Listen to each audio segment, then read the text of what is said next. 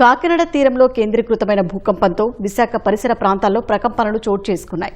Beach road, Seethammadhara, Gajuwaka, Madhurawada ప్రాంతాల్లో ప్రకంపనలతో స్థానికులు భయాందోళనకు గురయ్యారు.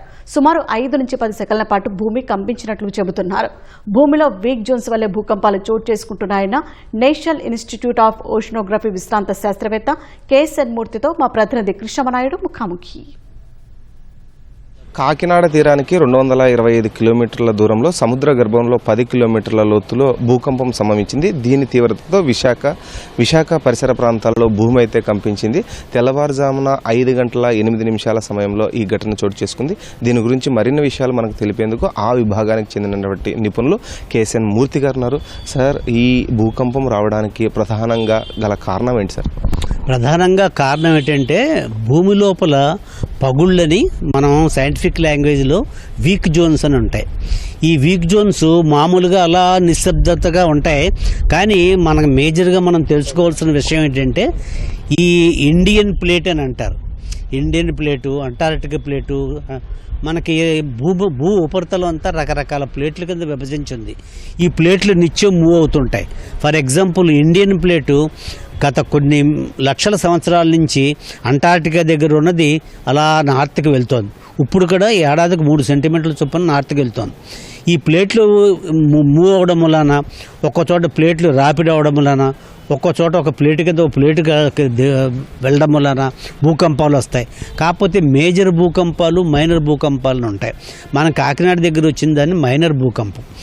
మేజర్ భూకంపాలు ఎక్కడొస్తాయంటే ఒక ప్లేటు కింద ఒక ప్లేటు వెళ్ళినప్పుడు, కానీ ఒక ప్లేటు తగులుకున్నప్పుడు హిమాలయ ఏరియాలు, ఒక ప్లేటు కింద ఒక ప్లేటు వెళ్ళడం అంటే మన అండమాన్ దగ్గర అక్కడ వచ్చే భూకంపాలు మ్యాగ్నిట్యూడ్ 7.5, 8, 9.3 ఉంటాయి.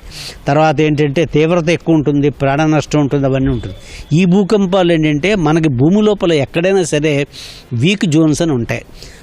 మీరు ఊహించుకోండి, ఇండియా 3 సెంటీమీటర్లు పెర్ ఇయర్ చొప్పున అలా నార్త్కి వెళ్తుంది. నార్త్లో ఏషియన్ ప్లేట్ అని ఇంకో ప్లేట్ ఉంది. ఈ 2 ప్లేట్లు తగులుకోవడం వల్లనే మనకి హిమాలయాలు ఫార్మ్ అయ్యాయి.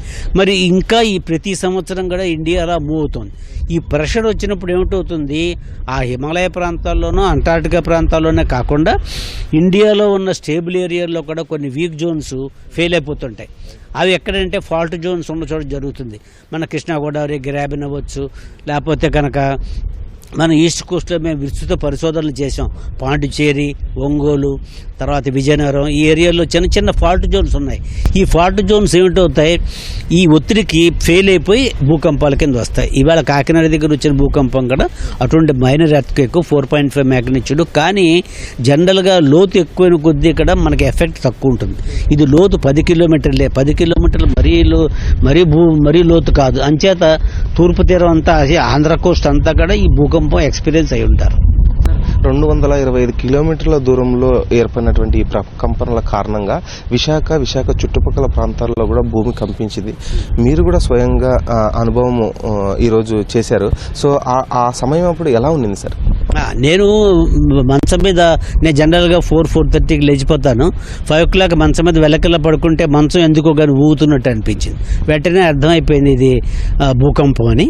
ఇప్పుడు ఏమిటవుతుందంటే ఈ పగుళ్ళు మనం కాకినాడ 223 కిలోమీటర్లు ఇవన్నీ మనం ఊహించుకుంటున్నాం. కానీ మొత్తం భూమిని ఊహించుకుంటే 220 కిలోమీటర్లు నథింగ్.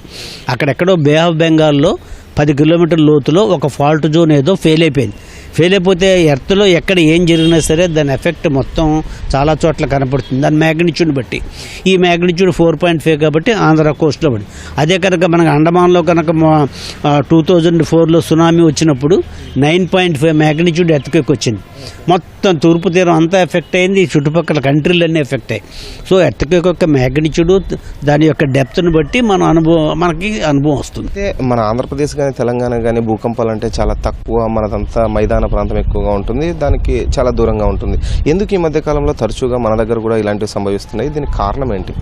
దీనికి కారణం ఏంటంటే ఇప్పుడు ఎక్కడ కూడా ప్రపంచంలో, ఇండియాలోనే కాదు, భూకంపాలు లేని సురక్షిత ప్రాంతం అంటూ లేదు.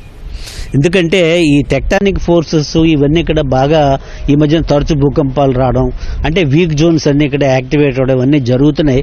ఇదివరకు అయితే ఎప్పుడో కానీ వచ్చేవి కాదు, కొన్ని డిఫైన్ ఏరియాల్లోనే వచ్చేవి. ఇప్పుడు ఇంటీరియర్ ఏరియాలో కూడా ఎర్త్క్వేక్ యొక్క ఎక్కడెక్కడ వస్తాయో వాటి తీవ్రతను బట్టి మనం ఒక జోనల్ మ్యాప్ ప్రిపేర్ చేసాం. ఇదివరకు zone 1, zone 2, zone 3, zone 4, zone 5. Zone 5 అన్నిటికన్నా దారుణం. జోన్ 1 చాలా తక్కువ. ఇప్పుడు జోన్ 1 అంటూ లేదు, ప్రతి చోట భూకంపాలు వచ్చేస్తున్నాయి. కాకపోతే మనది జోన్ 2లోకి వస్తుంది కాబట్టి అంత విపరీతమైన భూకంపాలు వచ్చే ఏరియా మాత్రం కాదు మనది. సో ఇది నిపుణులు చెప్తుంది. ఇవాళ తెల్లవారుజామున తాను స్వయంగా ఈ భూకంప తీవ్రతని అనుభవించారని, ఎంవీపీ సహా మిగిలినటువంటి చాలా ప్రాంతాల్లో కూడా ఈ భూకంప తీవ్రత కనిపించిందని కూడా చెప్తున్నారు. అంతేకాకుండా ఇది లోతు చాలా తక్కువగా ఉన్నటువంటి చోట ఏర్పడింది కాబట్టి దీనివల్ల పెద్దగా ప్రభావం లేదని, ఎటువంటి ప్రాణ నష్టం కూడా ఆస్తి నష్టం కూడా ఇక్కడ విశాఖ పరిసర ప్రాంతాల్లో అయితే లేదు. కెమెరామెన్ నరేష్తో కృష్ణంనాయుడు, ఈటీ న్యూస్, విశాఖపట్నం నుంచి.